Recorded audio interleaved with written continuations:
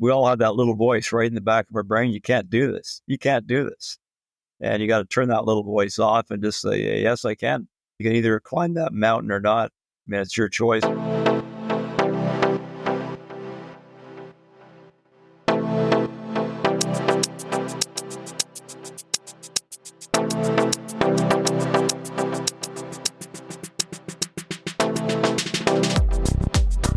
Welcome to the Super Daddy Club podcast. I'm your host, Lendo.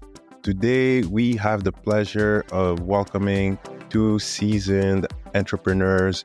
We have the head of operation and co-founder of Innosol Health. If we can start with Michael Palmer here, he has a perspective and the instinct that can only come from over 30 years of both management and consulting experience. Over the course of his career, he has developed his skills in branding, marketing, executive coaching, equity financing, creating customer experience and care platforms, and designing retail franchise systems. His professional accomplishments are many. Michael has created and launched several startups and early-stage companies consisting of angels, VCs, private equity funds, and high net worth accredited investors. Michael Kuhbock has been empowering teams, divisions, and organizations in multinational companies for over 30 years. He has profitably led both startups and Fortune 1000 companies.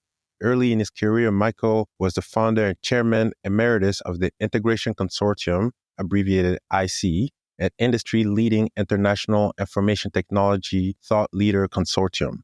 The IC was comprised of industry giants including IBM, Best Buy, American Express, to name a few. Michael led the strategy development for a startup application utility company. His vision and direction allowed the company to achieve a listing on the NASDAQ exchange. And believe it, these are like the shortened introductions. And that's what I meant by seasoned, right? I think that's why it was a perfect word for that. But to both of you, welcome onto the show. We're really happy to have you here. It's a pleasure. Thanks, Lendo, for having us. Yes, absolutely. Now, to get us started, both of your careers have spent so many industries that I was very curious as to how you got onto these journeys, becoming serial entrepreneurs, if we can use that term, particularly how your parental influence shaped the individuals you became, the entrepreneurs you became. I thought that might be a great starting point to get us going here.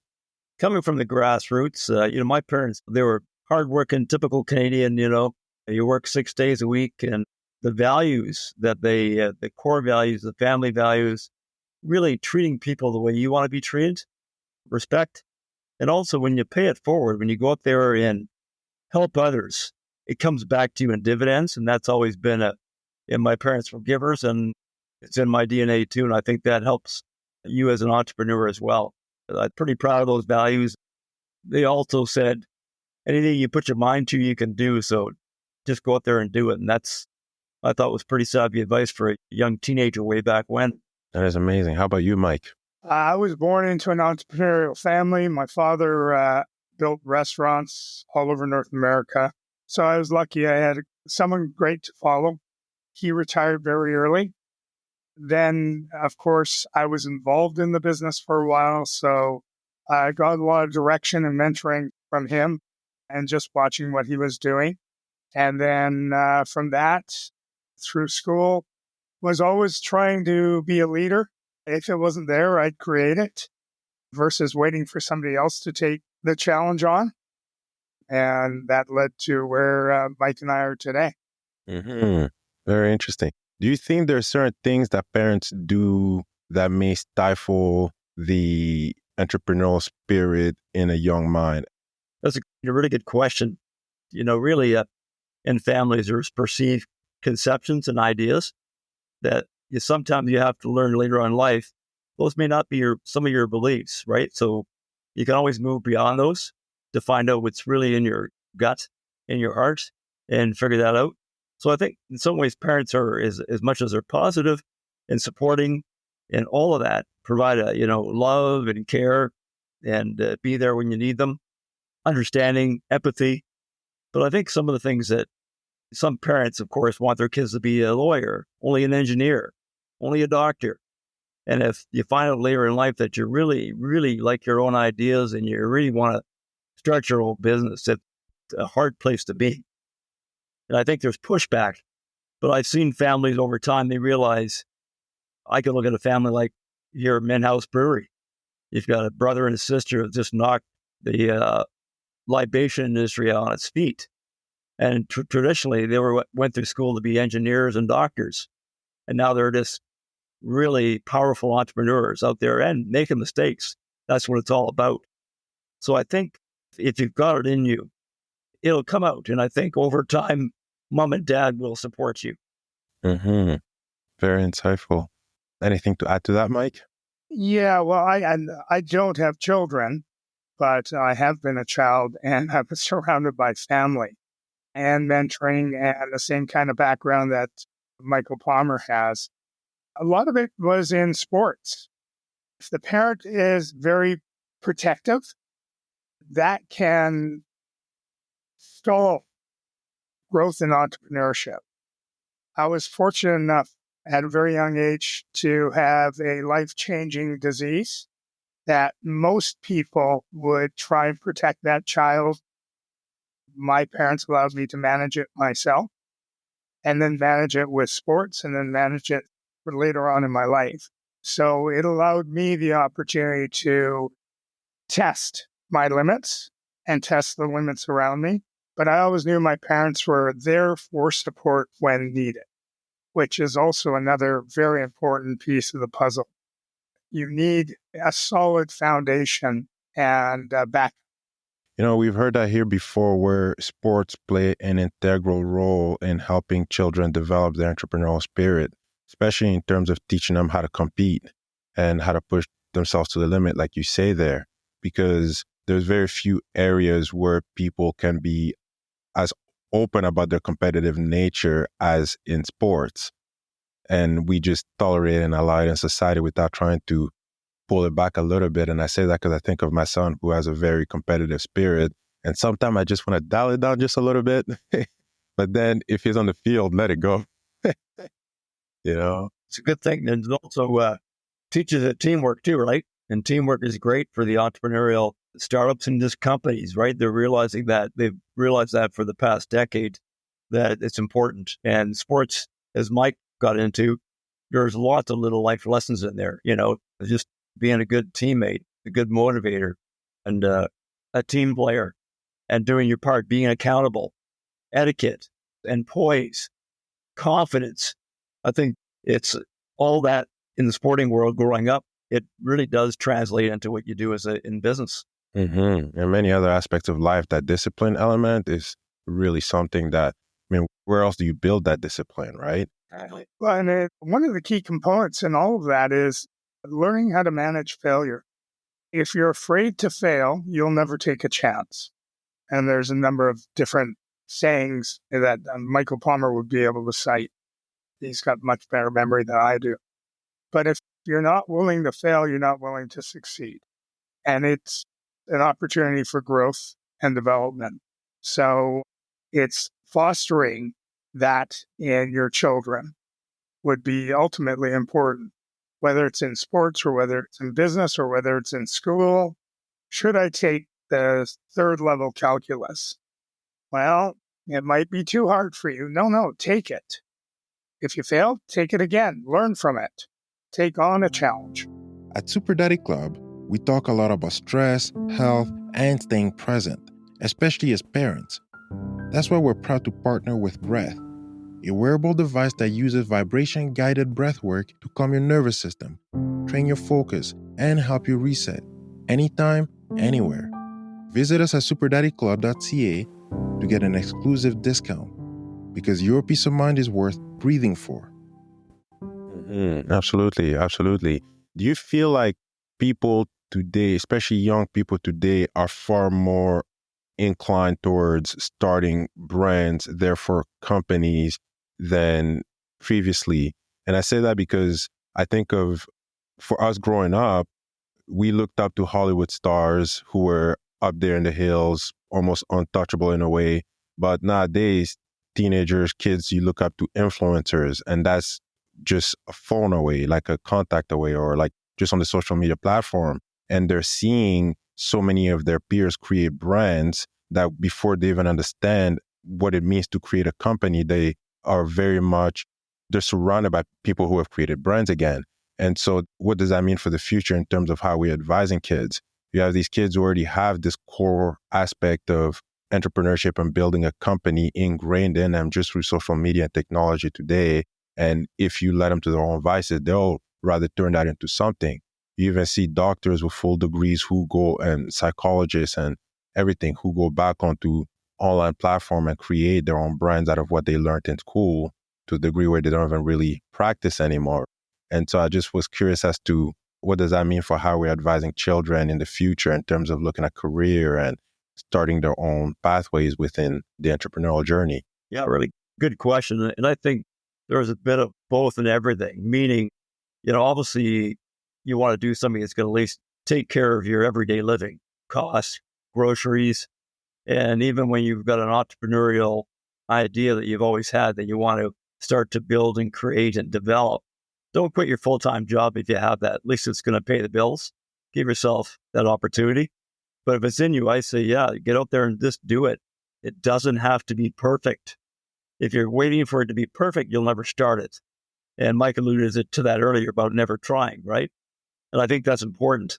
I think today, the industry known as the knowledge industry is blooming.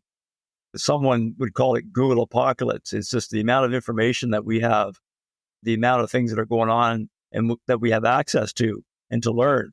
Self-learning, it's extraordinary. And the growth is exponential. So I say when you're doing it, there's a lot of help.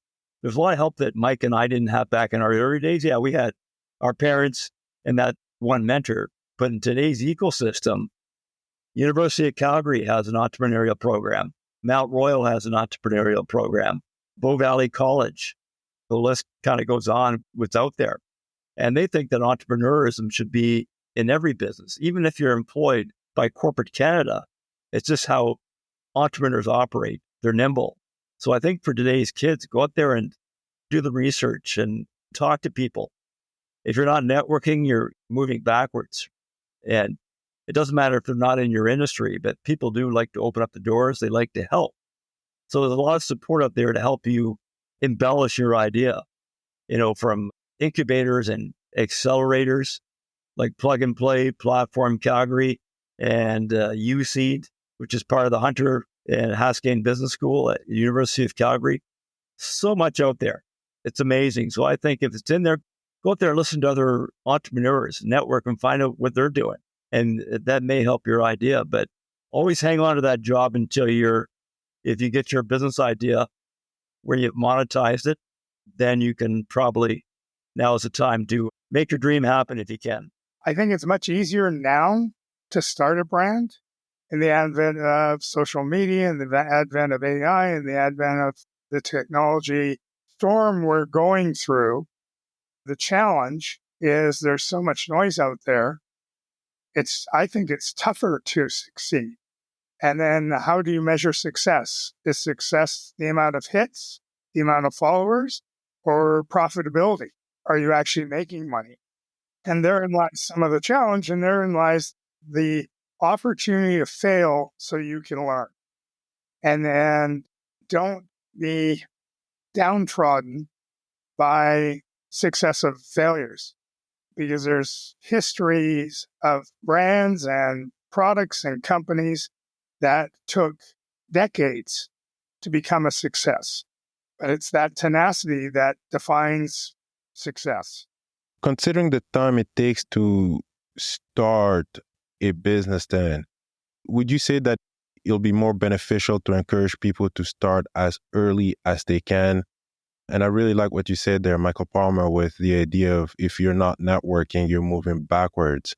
Because even just the fact of going out there and putting an idea out in a crowd of people that may come from different perspectives can help you propel something that was just a concept in your mind forward to even jot it on paper. And I'm being conservative with my idea there, but should we be encouraging young people to start as early as they can then, especially when you're younger and you can take on more risk? And I feel like when you're younger too, people are much more willing to work with you and help you. Although we live in a very supportive ecosystem here as adults in Calgary, What are your thoughts in terms of how early people should be starting that, considering the time and the risk and all the effort? Yeah, start as early as the idea is in your mindset and develop it. There's great examples of that. You hate to mention the word Facebook, even Dell computers. Look at Michael Dell. He was building computers in his parents' basement while going to University of Texas. And even in high school, he was selling refitted computers until he launched the real Dell computer. So there's no time limits. Yeah, you're not going to be 9 years old or 10 years old, but then you look back at how many of those buddies that we all have that were 11 and 12 and had paper routes and a paper business going on at that age, right? It's or the lemonade stand. There's no time limit in a sense when you do it, but there's no question mom and dad's going to help them manage their expectations. But if someone's got that energy and the creativity and they really want to make something happen, there's no better time than to get at it and start it. And, crawl, walk, run, baby steps. And just, there's so much research out there. And then there's so many events that go on that are not age sensitive. So to put it to an age of 17 years old or 18 or 12, I think it's just the real entrepreneurs start early in life. They just come up with ideas. They find a disruptive way to do it or a better way to do it or a more efficient way to do it. And it's just, when it's in your system, I say, you know what? There's a lot of support out there, like you say, Lendo, that want to help young people without having their hands out. They love helping out and they love seeing new ideas. And young people, the young people are the future of our lives, right? That the future of our economy. So in Canada, up to 90% over are small, medium enterprises, right? That's what Canada's built on. So I think that the ideas start early at the grassroots level. So it's pretty remarkable, and it's going to continue to grow. With my daughters, if I can relate to that, my daughter Janelle, she started a foot jewelry, and I think she sold about almost $2,000 worth of foot jewelry that she handmade on the beaches of White Rock. And she was 14 years old. So and we were all there as a family to support her. We had some fun with it, and hey, you put $2,000 back in your jeans. How cool is that? Yeah, absolutely. There's 2 points there I wanted to take it from, but an idea that keeps coming back to mind is when I was reading your introductions there, you've been through a lot with different companies in different positions. And so have you always maintained the security of a job and then went into a business venture, or how did you manage going forth and back in between having a position and also doing something independently? I'm just trying to give an impression of how do you manage that workload and balance those things out? Go ahead, Mike. If you're an entrepreneur, you're not working 9 to 5. Let's lay the foundation down for that. An entrepreneur is 24/7. You do need to juggle. You do need to wear multiple hats. You do need to be chief cook and bottle washer. You do need to make sure that you've got enough income or savings to survive. And if that necessitates a part-time job or a full-time job, and then working 8 hours after the full-time job on your entrepreneurial vision, that's just what it takes. It's not for the faint of heart, but it has unbelievable rewards. And it's a fire in a person's belly that makes them towards achieving something while maintaining at least a baseline, as Mike made reference to, so that you can pay the rent, you can put food on the table, but you can also then help bootstrap the business that you've envisioned. Yeah. And if I can add to that too, and I think the part in this conversation is coming up in the ecosystem, in the startup ecosystem, and also in the angel investment community, meaning angel investors, mentors, and advisors. You got to have those talks. If you got a young family, you need to have that talk with your spouse and family to make sure they're on side too, just because you realize things are going to change. They might not be as, we have to cover the bills. Maybe your spouse, if not working, may have to get a part-time job or a full-time job as well if they're not working. Communication is super important, I think, in the family dynamics. to talk about balance. And as Mike says, yeah, an entrepreneur, you never turn the lights off. It's and you just have to make sure your family is ready for that. But you still realize what's important in life too. You got to also celebrate the little wins. All little wins are important to celebrate. You got here and you got to these milestones, including your family, right? They're part of it. So I think you've got to make sure everybody's on side with the time, because the time investment, as Michael's alluding to, is pretty massive. Well, and if you have the opportunity to involve your family in the vision or the launch, it makes it that much easier, because then they're actively involved versus sitting on the outside and wondering where you are and why your time is directed elsewhere. Mm. So it's one way of incorporating a whole family unity platform. And they don't have to be big jobs. They can be something small.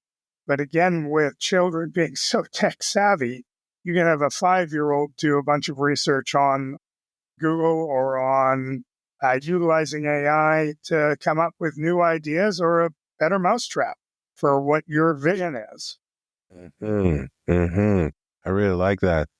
I wanted to pivot to talking about you guys' latest venture. But before that, I was curious as to how your understanding of what it means to be successful means.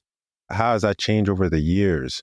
Because Mike, you had mentioned, for example, you can try and measure your success by the number of views, the followers, the money that comes in. And with entrepreneurship, I mean, I think I heard somewhere that most companies don't start bringing in any funds until like 3 years and maybe even more to start flipping a profit. So how do you measure success in between and within this current ecosystem? Success comes in many different ways. I think being successful in life, and it's a little bit different than just your company, right? And I think people are getting tugged many different ways. Everybody says, okay, let's build the next unicorn being a $1 billion company. Well, we've talked earlier, it takes years. Facebook didn't happen overnight. Apple didn't happen overnight. NVIDIA, you name it. You can go through a list of companies and exits that have taken place. So success is being comfortable who you are and where you're at as a person, as a teammate, and things that you're doing. It's success happens every day. Build really impactful, meaningful things that are meaningful to you. If you got a fire burning in your belly and it's meaningful and you love the work and things that you're doing, then it's not work. It's not a job. It's going to provide for you. And over time, it'll provide even better. But I think part of that along the way is having your health. Health is number one. That's success. And if you don't have that, it doesn't matter how much money, how many cars, and how many homes you have. If you don't have your health, it doesn't mean a thing. So I think success can be defined in a lot of different ways. And I think success is just keep moving the needle, keep making a difference, impacting other lives. And I think you get the rewards out of that too. There are lots of things you can talk about, but, I know Mike can shed some light on that too. Yeah, and for me, I'm in full agreement, but it's the little impacts we have on individuals. And that's specifically through our product and our offerings. We change people's lives. We make them easier. We make them happier. And that helps themselves and their families. And that's what really makes a difference for me. And I think also Mike, that it's something tangible and we can see it. We hear it. It's something revolutionary that they didn't have in the past, didn't know of in the past. And it's once it got into their hands, it's made a dramatic difference for them and their families. Was that kind of like the thinking that you went in when you started getting into your latest venture with Innosol and SaltStrip? If you can tell us more about what you saw that made you gravitate towards that platform and technology. That's good. It goes back. Mike and I both have a little bit how we came together as partners. But the way back when we came across the idea was an angel investment opportunity to look at this health-changing technology, drug delivery technology. And those familiar with it, our salt strips are just like those familiar with Listerine breath strips. That's the product. We've been able to medicate the technology, take it to a different level, formulations. So it was an angel investment came across, and we thought, wow, this is really different. I started talking with one of our other co-founders. He was the one who put Mike and I together. Mike was getting into the business with let's call it a competitor. So he was learning the technology at the same time as we were. And of course, we were both highly intrigued and saying this has got to be an incredible, especially for those who can't or will not swallow pills and tablets. We thought, let's check it out, see if it really does work and why it's so effective and why it's a better mousetrap than taking our daily regimen of pills, capsules, tablets, gummies. And things like gummies have nothing but, other sugars and binders in it that slow it down. So I thought, well, this is an opportunity. So it's like the Gillette razor blade commercial. I liked the company so much, I bought the company. And that's kind of what pulled me when I saw it. Mm-hmm. Just as an outsider-ish, from the conversation that we were having earlier, the coolest thing was the idea of bioavailability with this. And I don't know why this was not thought of before, because we've seen those Listerine strips. They've been around for a very, very long time. When you think about vitamin D and other medication that people are consuming, the thought that you're only getting 25% of it by the time that it reaches your circulation and your system, when you can get more, I just do not know why is it that this was not thought, like Listerine could have done this. There are some limitations to the technology. And when Listerine launched 25 to 30 years ago, it was a very simple platform. In the last 10 years, the technology has accelerated dramatically. So now you've got pharmaceutical, you have higher loads that can be put on a strip. The bioavailability is much higher because of the technology, the mucoadhesion. So scientific factors around, it's just bottom line, the technology is just that much better. And it's still being refined. We believe that we have the best technology partners on the planet. We believe that we have the best product on the planet. It's all been specifically designed to be pleasant in terms of taking the product, and then efficient in terms of how it's then absorbed by the body. And it's still a new industry. We're just talking globally, $6 to $9 billion in total, which is really not a lot. But the world is definitely ready for it. And Mike and I have had the luxury of meeting with thousands of people, introducing them to the technology and then introducing them to our product. And everyone's blown away. They love it. They say the same. Why hasn't this been done before? Well, it's an evolution of that technology, and then making sure science meets business meets marketing. And that's one of the bridges that Mike and I have created over the last 5 years with getting our message out to the consumer market. That one, the product's available, and two, it's a fabulous alternative for those, let's say 40% of the population that just don't want to swallow pills or can't swallow pills anymore. And someone like, the Listerine breast strips managed by and owned by Johnson & Johnson, they're such a big consumer packaged goods company. They don't have the time to manufacture anything kind of new. So what they would do is they'd wait for an entrepreneur or startup company to pave the pathways of a road of commercialization, and maybe someday they might partner up or acquire you. They'd rather probably do that today versus trying to build up on top of their already existing successful breast strips. So there's opportunity that way, right? And I think that's why they stayed with that, because they manage so many other products around the globe. They're huge, and for them to develop this category further is just, a lot of folks think giants, and that's another thing about the question of entrepreneurism. People want to jump, Johnson & Johnson and Bayer, they're going to crush you. No, they're not. They're going to work with you. They might even invest in you. They're going to work with you or acquire you. So get that mindset to start thinking that way. There's a lot of naysayers out there. And if you've got that bee in your bonnet, go make it happen. And you can go up there and figure things out and see if it's truly going to be a disruptor out there and build a business around it. So it's kind of a sidebar to that question, but just the same ideas. Think of that big conglomerates that, they now have corporate venture arms. They want to partner up with entrepreneurs, not compete against them. I actually had a question about that earlier that I passed, but the question was specifically, what advice would you have for young entrepreneurs trying to create product in addition to their brands?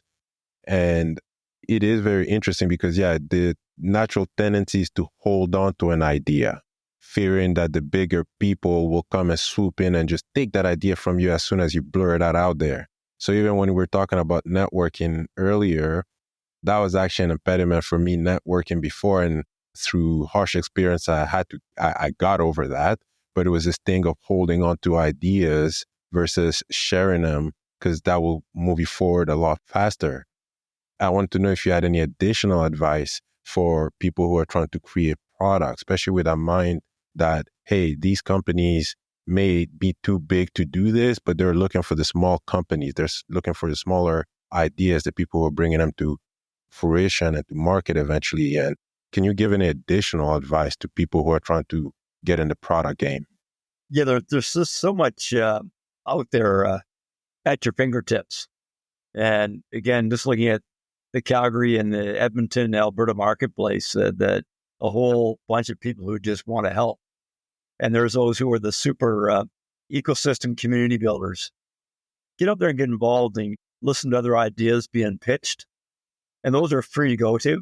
And they're easy enough to find, to work on your ideas. And it's good when you've got some ideas. Go out there and when you're networking, make it about the other person, not yourself. You're out there to learn and listen and find out. You've got an idea or two or three, but you're just going to see what these people have done about how to grow their idea. And I think, and again, we said earlier, the idea doesn't have to be perfect. You got to start somewhere. If you wait for perfection, which in my vocabulary never exists, you got to start it and get it going. We said earlier too, it's failing forward, making those mistakes. You're going to do that. We make those mistakes today.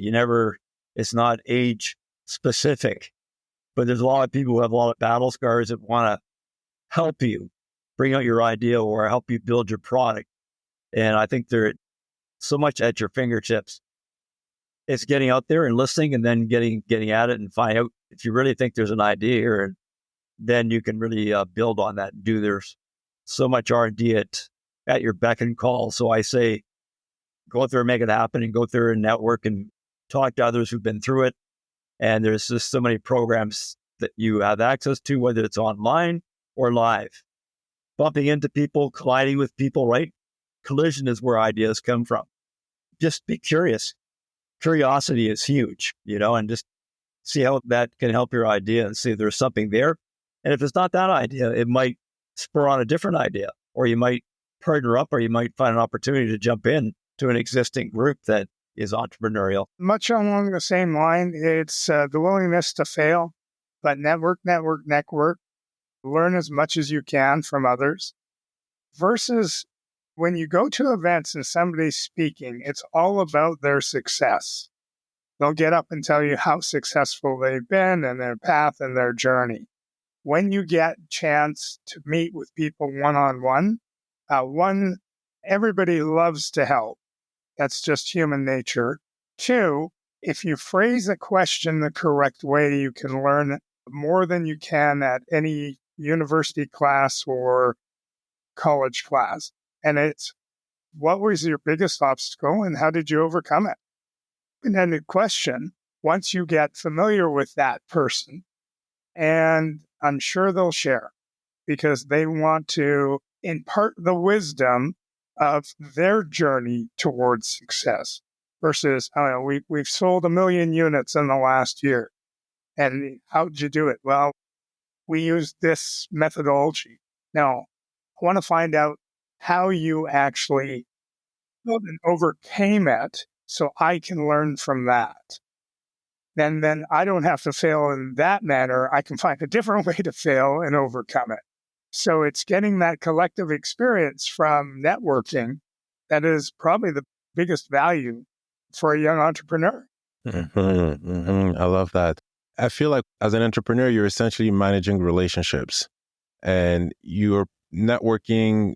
It's an opportunity to meet a lot of people. And I think Michael Palmer there, I listened to this podcast that you were on, and they were talking about the idea, for example, of entrepreneurs hiring fast and firing slow. And so you're bringing these people onto the team, you're bringing these people into your ideas, into your sphere, and you have to manage these relationships. And I found that that is probably one of the most difficult things we do, really. And so what would be your advice in terms of what parents can teach their children when it comes to managing relationships that you've learned throughout your careers? Well, that's good. That's good. Yeah. And I think there's a lot. I mean, it just, of course, in this short time period that we have together, it's doesn't do it justice, but I think conflict is good, but respectful conflict. You need that. Or if we all thought the same, we'd never get anything done, right? So you have to come from it from a different angle. And that's who you're trying to bring on board as well.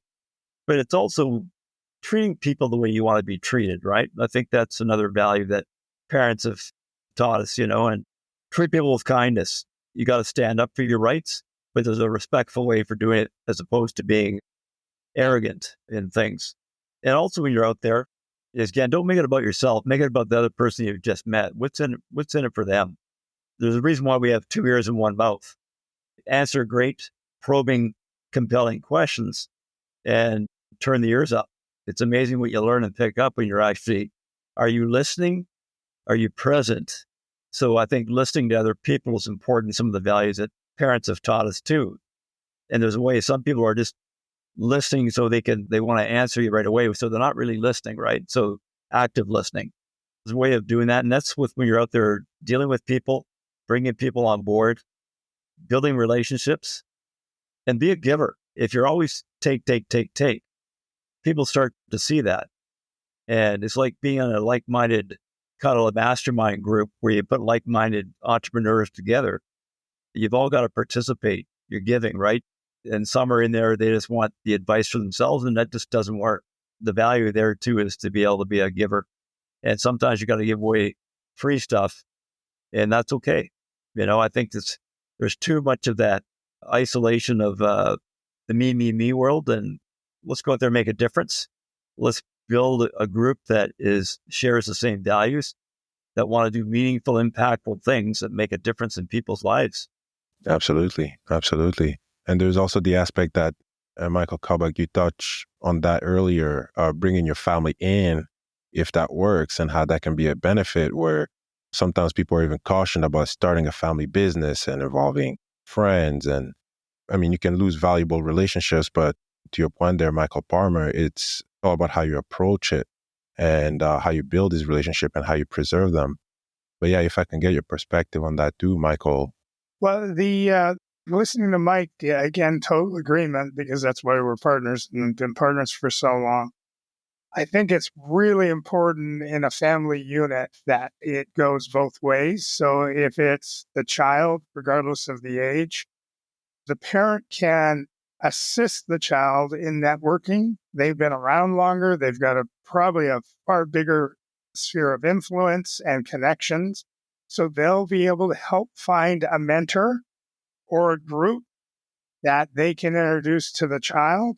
And then conversely, the child can then also leverage the relationships of friends and family to develop the partnerships, develop maybe a mini ecosystem that can help them with their vision, with the development of their opportunity, and then broaden that even more. So it's touching the grassroots of your own community to get to a level where you can flourish or help our children flourish. But in the summary of what Mike said, it's be kind, be polite, be respectful. And you touched base on the element of mentorship, and I wanted to know from both your perspectives where, if you can reflect on the mentors that you've had, the experience that you had with them, and whether there's anything that stood out that you made sure to impart on mentees that you perhaps had later on as well. That's a good day. I could say my first mentor for me was probably when I got into when I moved out from Ontario to Calgary back in the early 80s. And my current employer, who is the brand in the probably the rock star in the travel industry at the time and personality. He was just, besides a secondary father figure, he was, as much as he wanted me to stay, but he was the type of guy who didn't want to hold anybody back. Sure, he'd love to have his staff stay there and never go elsewhere, but they realize in life, he would love to see young talent go out there and meet people and learn, besides going to product launches, product seminars, but take other educational programs, learn. Leaders are readers. And reading could be all sorts. It could be, I haven't got time to read a book, but I make the time to read books. But somebody has to take the Coles notes and do it that way, or podcasts, or whatever it may be, because you never stop learning. And I think that was a message I had from my mentors: never stop learning, keep growing as a person and professionally, and always keep your saw sharpened. And I think that stuck with me from the early in my career. And before I got into business for myself, you realize competition and the world moves too fast. So you have to stay sharp, and you have to keep sharpening your tools to make sure you're there. And you can't just sit behind your desk and hope it's going to come in, right? So I think that part is to out there and network and learn and grow. It's a back and forth relationship. If you're lucky enough to find the perfect mentor or multiple mentors, it's a fabulous position to be in. But you also need to understand that if you have a mentor, you as a mentee can deliver value. So it's a back and forth. And that will then grow both parties in that relationship and keep something that will last forever. Versus, as Mike said, being in a position where you take, and give nothing back. Everybody has experience, whether you're 12 or 82. There's experiences that you can share. And you might take on a mentor that's 20 years younger than you because you need a mentor in technology and social media. Well, that's a door, and be respectful, be polite, impart those wisdoms to that person while they can help you with how to manage a digital footprint. So it's not always just the young pup to the old dog. It's, again, a ecosystem community that Mike always references, and everybody in there can either be a mentor or a mentee. And if you open that up, you've just doubled your opportunity for personal growth and learning and success. Can I share this weird fear that I had when I was young with my first mentor? I had this fear because I knew how long the journey was going to be for me coming from where I came from. And so I always had this fear where I don't want people to see too many of my failures. My family, my close ones, my business partner, they can know, depending on the proximity to me, they can know about all of my failures. But the farther they get away from me, the lesser they know.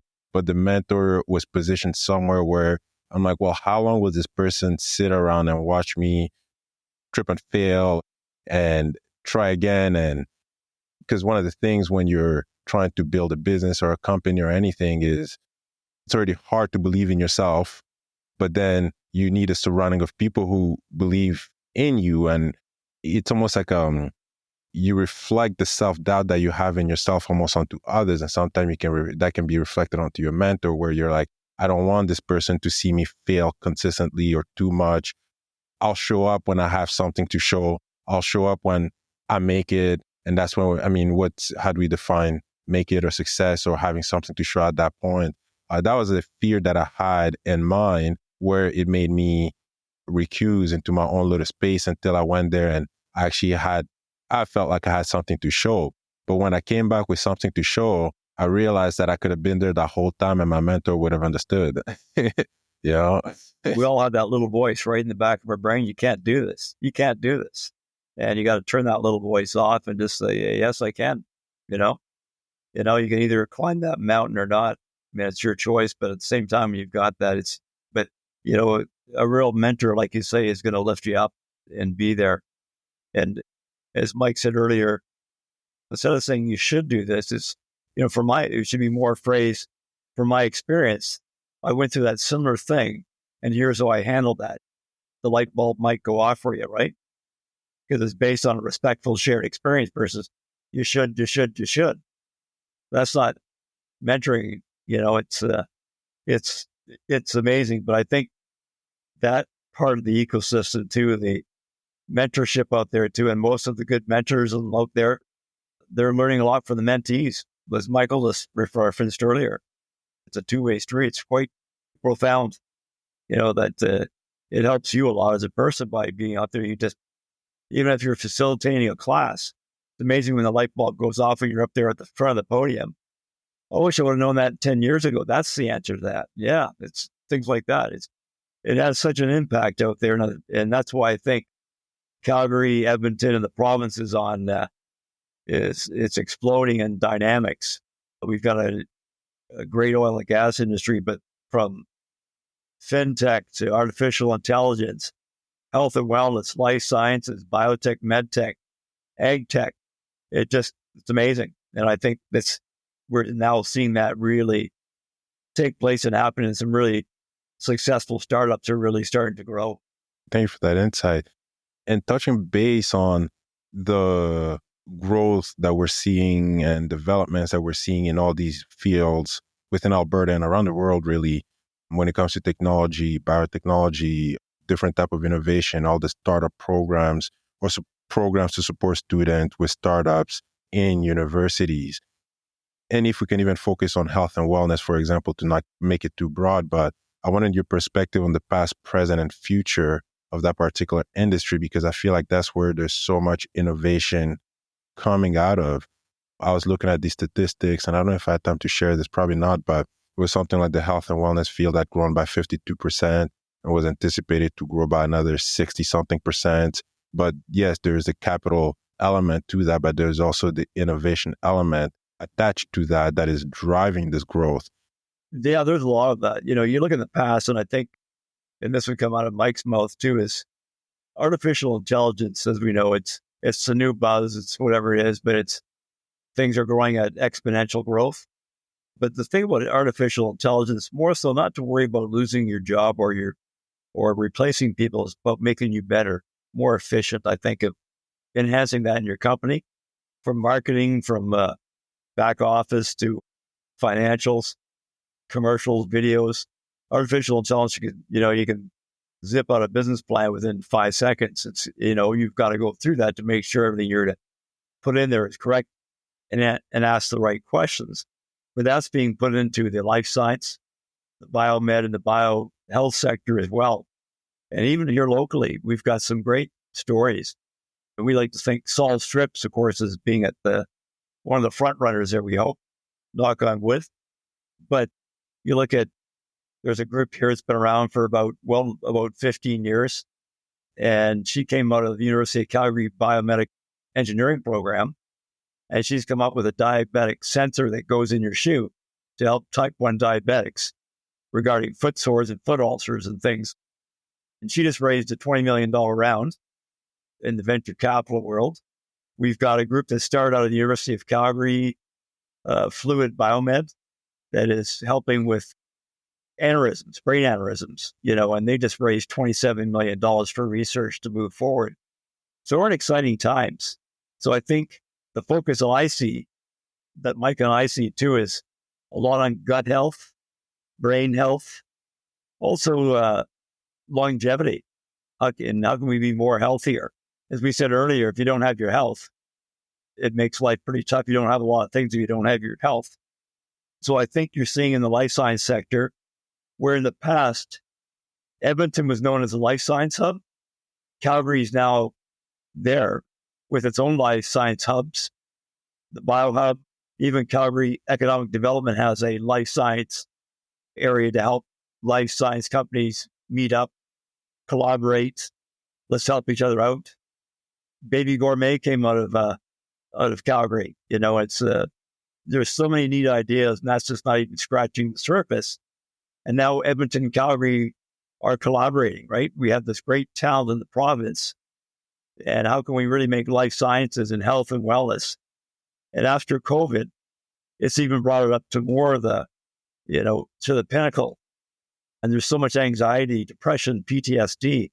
So you're seeing a lot of focus in those areas too. So that just gives you just a really tiny snapshot, but it's amazing what's going on in this province. Always a challenge would always be access to capital, but groups are getting out there, they're finding it and finding ways to get it there and get, besides bootstrapping, getting the acceleration capital for so you can grow your company. It's a lot, lots of ideas.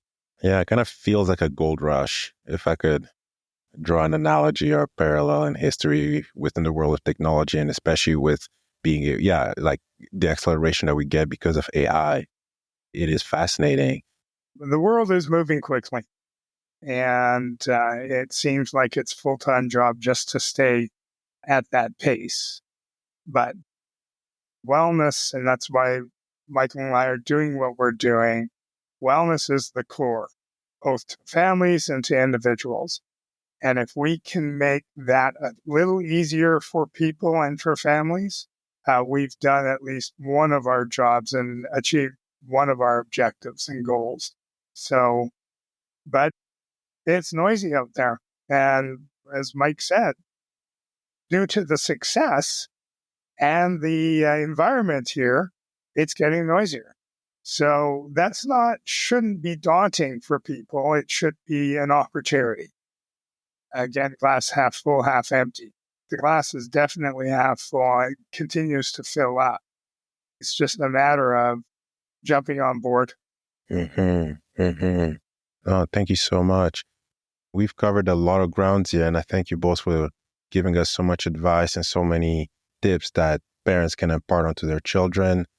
For me, this was very informative, and I look forward to even going back on this, and we're not even done yet. But any last words in terms of where can people find your work? Where can people find out more about what you're doing as well? If you can just give us a couple of plugs. Our brand and our product is Solves with an S, strips.com. Right there. We've got supplements that we have on oral thin film strips. They're easy to take, they're easy to share, they're easy to deliver. We will look at getting into pharmaceutical at some time, but that's a much bigger and more complex opportunity. We went down the path, or at least looked at it at one time, but we're right now just focused on some core supplements that are the trinity of wellness. And that's our vitamin D strip, that's our electrolyte strip, and that's our melatonin strip. Without those in people's lives, it's difficult to achieve wellness because people need sleep. They do need electrolytes for their metabolism, and vitamin D has been recommended since the dawn of COVID for immunity. But not everybody's taking their pills. They don't like the pills, they don't like the gummies. And the nice thing, in a very short summary for oral thin film technology, it dissolves in your oral cavity. It gets absorbed through the buccal, the lining of the inside of the cheek, and gets into your systemic system almost immediately. The only faster way to get an active is through an injection. So what you're doing is you're getting the dosage you anticipate from the product that you're taking, and it's getting into your system without going through the gut or the liver and possibly doing some harm that way, but also degrading. And that's, you mentioned bioavailability at the beginning of the show. Gummies are anywhere from 20 to 50%. So you get 20 to 50% of the active you're taking. Pills are anywhere from 40 to 60%. Oral thin film strips or dissolvable strips, if it's on the right technology, and not all of them are, you can get up to 85 to 90% bioavailability. So again, that's one of the drivers for Michael and I. We've got a portfolio of commercial products of over 100 that can be done on an oral thin film platform. It's just time and resources right now, and we'll be launching new products hopefully in 2025 under the Solve Strips banner. Amazing. No, I wish you all the best with your endeavors there. We'll put all the links in the show notes. anything to add there, Michael Palmer, before we wrap it up? Oh, Michael covered the bases really well. I would just add, if you want to connect with us and you want to find us, probably the easiest way would find us both on LinkedIn, and you'll find our personalities, and we'll get back to you as soon as we can and answer any questions and anything we're able to offer to help. Amazing. Well, I thank you both again dearly for your time this morning, or afternoon at this point here. Sorry. And we'll be in contact. And to all our listeners, thank you for tuning in. And we will see you on the next one. Thank you, Lendo. Great, Lendo. Thank you very much for having us. Yeah, absolutely. It was a pleasure. Bye.